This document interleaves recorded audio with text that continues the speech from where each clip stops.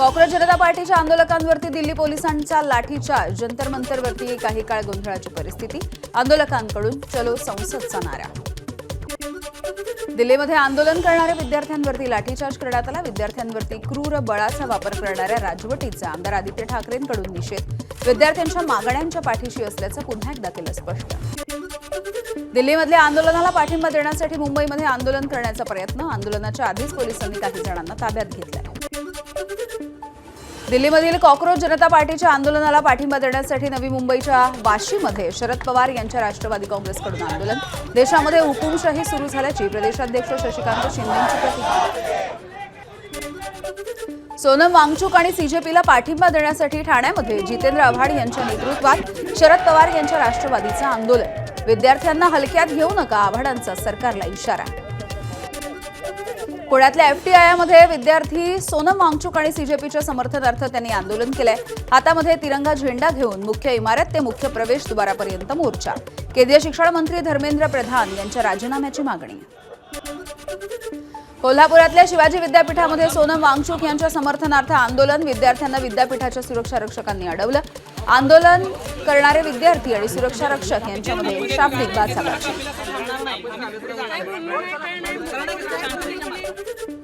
दिल्लीमधील सीजेपीच्या आंदोलनाला धुळ्यामधून देखील पाठिंबा देण्यात आला आहे। सत्यशोधक विद्यार्थी संघटना आणि विरोधी पक्षाचं आंदोलन, केंद्रीय शिक्षण मंत्री धर्मेंद्र प्रधान यांच्या राजीनाम्याची मागणी।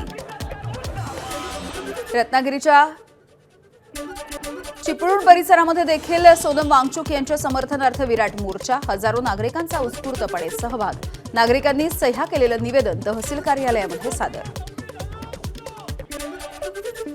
भंडाऱ्यामध्ये दिल्लीमधल्या आंदोलनाच्या समर्थनार्थ अस्मितेचा एल्गार संघटनेच्या वतीनं आंदोलन करण्यात आलं। शिक्षण मंत्री धर्मेंद्र प्रधान यांच्या विरोधात घोषणाबाजी।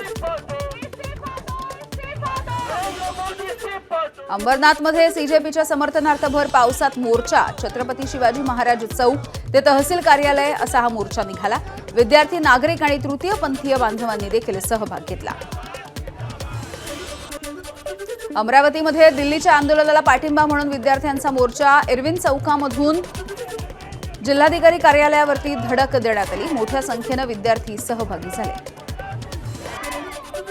सीजेपीचे संस्थापक अभिजित दिपके यांच्या गावामधून जंतर मंतरवरच्या आंदोलनाला पाठिंबा, हिंगोलीमधल्या जिल्हाधिकारी कार्यालयाच्या समोर विविध सामाजिक संघटनांनी धरणं आंदोलन केलंय।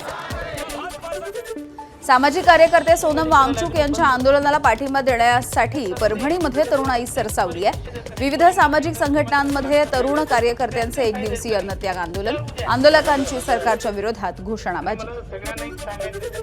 जंतर मंतर लाठीचार्जचे पडसाद बीडमध्ये देखील उमटलेले आहेत। विद्यार्थ्यांचा जिल्हाधिकारी कार्यालयावरती मोर्चा, केंद्र सरकारच्या विरोधात जोरदार घोषणाबाजी, धर्मेंद्र प्रधान यांच्या राजीनाम्याची मागणी। बीड जिल्ह्यामधल्या परळीमध्ये सोनम वांगचुक आणि अभिजित दिपके यांच्या समर्थनार्थ शैक्षणिक बंद पाळण्यात आला। समर्थकांकडून शाळा महाविद्यालये बंद ठेवण्याचं आवाहन। दिल्लीमधल्या जंतर मंतरवरच्या पोलिसांच्या कारवाईच्या निषेधार्थ बीडमध्ये देखील आंदोलन, शरद पवार यांच्या राष्ट्रवादीनं धरणं आंदोलन केलं आणि लाठीचार्जचा निषेध केलाय। केंद्रीय शिक्षण मंत्री धर्मेंद्र प्रधान यांच्या राजीनाम्याची मागणी। दिल्लीमधल्या विद्यार्थ्यांच्या आंदोलनाला नांदेडमधल्या विविध संघटनांचा पाठिंबा, धर्मेंद्र प्रधान यांच्या राजीनाम्याच्या मागणीसाठी आंदोलन, आंदोलनामध्ये विद्यार्थ्यांचा सहभाग, राजीनाम्यासाठी जोरदार घोषणाबाजी। ठाकरेंच्या दादर शिवाजी पार्कमधल्या आंदोलनाच्या प्रकरणी 3 स्वतंत्र गुन्हे दाखल, विनापरवानगी आंदोलन आणि वाहतूक कोंडीचा ठपका, अद्याप कोणालाही अटक झालेली नाहीये। मुंबई शहरामध्ये 15 दिवस जमावबंदी लागू, 23 जुलै ते 6 ऑगस्ट पर्यंत 5 पेक्षा जास्त लोकांना एकत्र येण्यासाठी बंदी आहे। सुरक्षेच्या दृष्टीने पोलिसांकडून जमावबंदीचे आदेश लागू। राष्ट्रीय सुरक्षा सल्लागार अजित डोवाल यांना लोकमान्य टिळक राष्ट्रीय पुरस्कार जाहीर, केंद्रीय गृहमंत्री अमित शहा यांच्या हस्ते पुरस्काराचे वितरण केलं जाणार आहे। गोसेखुर्द सिंचन प्रकल्पाच्या क्रिटिकल पॅचचं काम रखडल्यामुळे सरकारनं ठेकेदार बदलावा, काँग्रेसचे नेते विजय वडेट्टीवार यांची मागणी।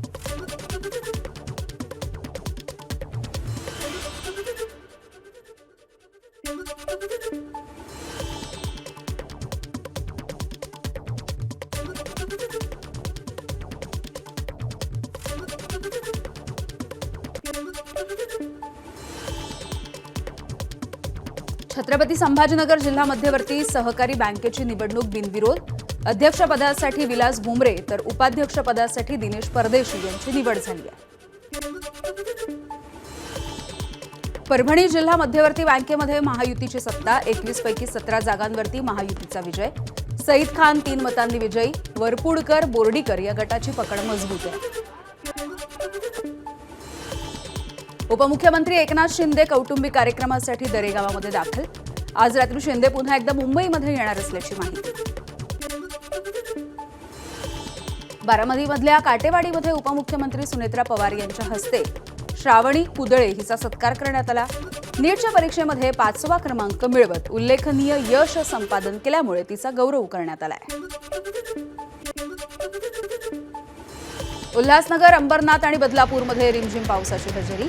गेल्या काही तासांमध्ये उल्हासनगरमध्ये 45 मिलीमीटर तर अंबरनाथमध्ये 40 मिलीमीटर इतक्या पावसाची नोंद.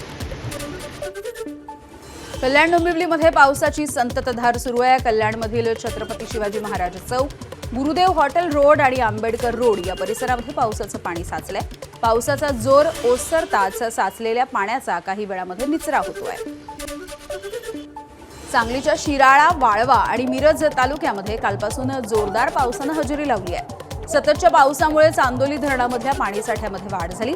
पिकांना जीवदान मिळाल्यामुळे शेतकऱ्यांमध्ये समाधान. सिंधुदुर्ग जिल्ह्यामधील काही भागामध्ये पावसाच्या हलक्या सरी बरसत आहेत. 1100 मिलीमीटर पावसाची नोंद होऊनही गेल्या वर्षीच्या तुलनेमध्ये 40% तूट आहे. पावसामुळे रखडलेल्या शेती कामांना वेग येतोय.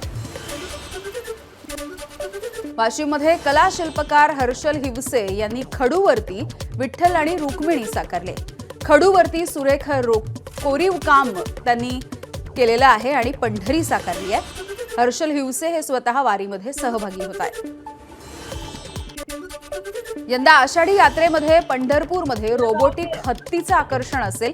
अगदी खऱ्या हत्तीप्रमाणे दिसणारा हा हत्ती चालतो, सोंड आणि कान देखील हलवतो. सोंडेमधून पाण्याचा अभिषेक देखील करतो. खासदार हेमा मालिनी यांच्याकडून पंढरपूरच्या इस्कॉन मंदिराला ही अनोखी भेट देण्यात आली आहे. जेजूर इथे काही भाविकांकडून शर्यतीचे बैल नंदी चौकापर्यंत दर्शनासाठी आणले जातात. बैल उधळल्यास भाविक जखमी होण्याची भीती आहे. प्रशासनाने योग्य खबरदारी घेण्याची स्थानिकांची मागणी. नागपूर शहरामध्ये विना परवानगी खोदकाम केलं तर कडक कारवाई केली जाणार आहे. मनपा आयुक्त विपिन इटनकर यांनी हा इशारा दिलाय. तसंच जमिनीखालील केबल आणि पाईपलाईनचे GPS मॅपिंग मनपाकडे सादर करण्याचे सर्व विभागांना आदेश. बीडच्या केजमधील लव्हुरीच्या बडे बाबा विद्या मंदिरामध्ये 5 वर्षांपासून 3 विषयांना शिक्षक नाहीये. विद्यार्थ्यांचं शिक्षण विभागामध्ये आंदोलन. आधी शिक्षक द्या, मगच इथून उठू, असा आंदोलक विद्यार्थ्यांचा इशारा. यवतमाळच्या लोहारा कोलामपोड इथल्या शाळेच्या इमारतीचा पिलर कोसळलाय. सुदैवाने कुठलीही जीवितहानी झाली नाहीये. 2012 मध्ये बांधलेली शाळेची इमारत ही 11 वर्षांमध्ये धोकादायक बनलेली आहे.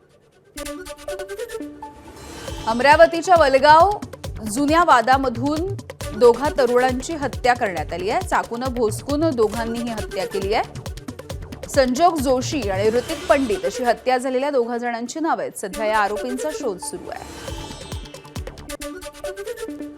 साताऱ्यामध्ये लग्नातल्या जेवणामधून 70 जणांना विषबाधा झाली. पाटण तालुक्यामधील मंद्रुळ हवेली या गावातला हा सगळा प्रकार आहे. जेवणामधून विषबाधा झाल्याचा प्राथमिक अंदाज आहे. अन्न आणि औषध प्रशासनाकडून खाद्यपदार्थांचे सॅम्पल तपासासाठी ताब्यात घेण्यात आले. नागपूरच्या अशोका रेस्टॉरंटमध्ये सूपमध्ये झुरळ सापडलं. कुणाल नरसापूरकर यांच्यासोबत हा सगळा प्रकार घडलाय. तक्रार मिळताच अन्न आणि औषध विभागाची धाड. हॉटेलचा परवाना देखील निलंबित. अकोल्यामध्ये बोगस सोयाबीन बियाणांच्या प्रकरणी आणखी 2 कंपन्यांवरती गुन्हे दाखल.